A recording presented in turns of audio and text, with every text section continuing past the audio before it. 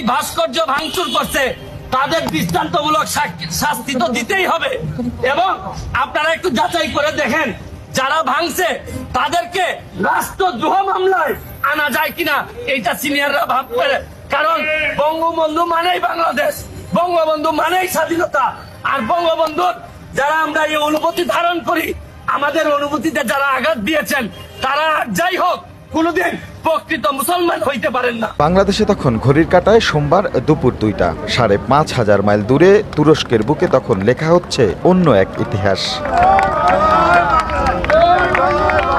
দেশটির রাজধানী আঙ্কারায় বঙ্গবন্ধুর নামের সড়কেই উন্মোচন করা হলো বাংলাদেশের স্থপতির আবক্ষ ভাস্কর্য।